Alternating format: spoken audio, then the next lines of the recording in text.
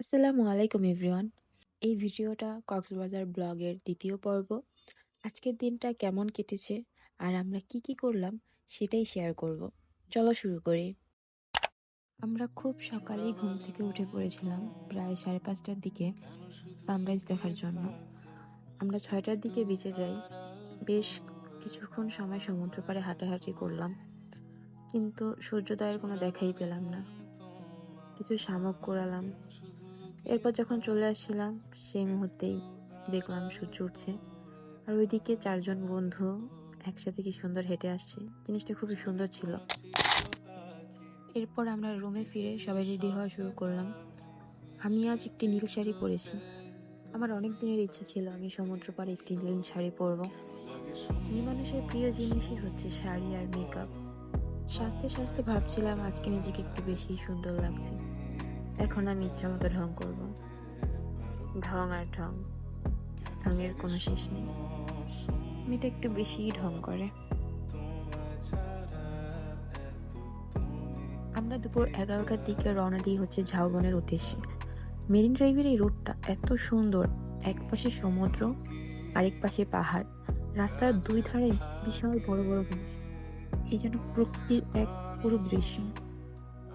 এরপর আমরা চলে এলাম ঝাউবনে। জায়গাটা খুবই সুন্দর। কিছু ছবি তুললাম আর একটি অসাধারণ ভিডিও করলাম, যেটা আমার অনেক দিনের ইচ্ছে ছিল যে আমি নীল শাড়ি পরে ঝাউবনে আর হচ্ছে সমুদ্র পাড়ে একটি ভিডিও করব।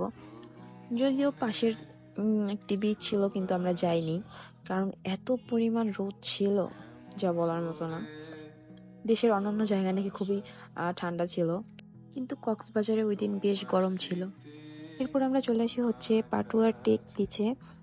এখানে অনেক প্রবাল ছিল, যা সেন্ট মার্টিনের একটা ফিল দিচ্ছিল। আর এই যে আমার পিছনে যে পাহাড়, এত সুন্দর, আর সামনে সমুদ্র। এরপর আমরা চলে যাই হচ্ছে দুপুরের খাবার খেতে একটি রেস্টুরেন্টে। এই রেস্টুরেন্টটা ওই পাটুয়ারি বিচের পাশেই। আমরা এখানে দুপুরের খাবার খাই আর পাশেই সমুদ্র দেখি।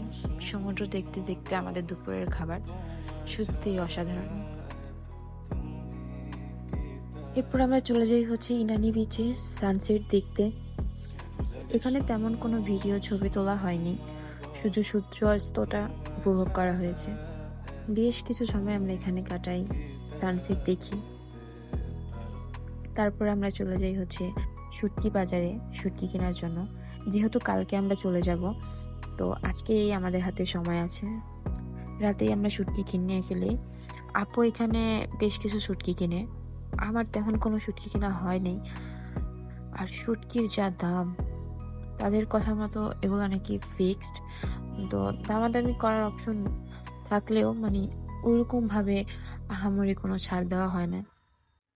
সকালটা শুরু করলাম একটু আলসেমি নিয়ে। আজ আর সূর্য উদয় দেখতে যাইনি। ব্যালকনিতে বসে সমুদ্র আর পাহাড়ের সৌন্দর্য উপভোগ করলাম। আমার কাছে এই জায়গাটা এত ভালো লাগে। এক পাশে পাহাড়, অন্য পাশে সমুদ্র একসাথে দেখা যায়। এরপর চলে যাই হচ্ছে নাস্তা করতে। চোখে এত ঘুম। তারপরে আমরা নাস্তা করি খিচুড়ি আর হচ্ছে ডিম ভাজি। নাস্তা শেষে চেক আউট করলাম, আর ব্যাগগুলোর রিসেপশনে রেখে আমরা চলে গেলাম হচ্ছে সুগন্ধা বিচে।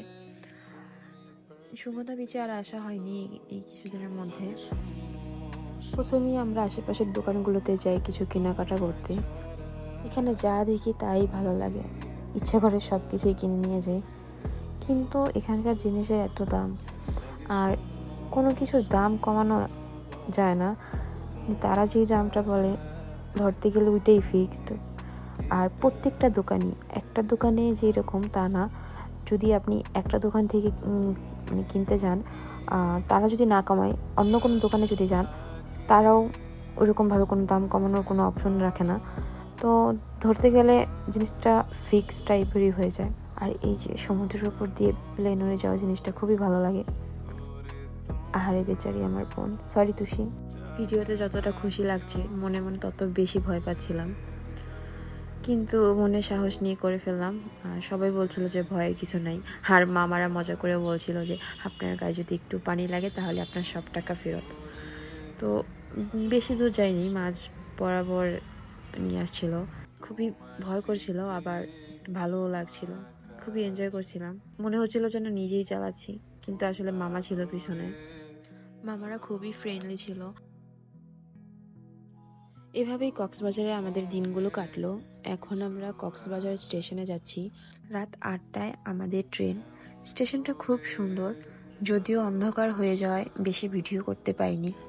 এই ছিল কক্সবাজারের ব্লগ। ভিডিওটি দেখার জন্য সবাইকে অসংখ্য ধন্যবাদ।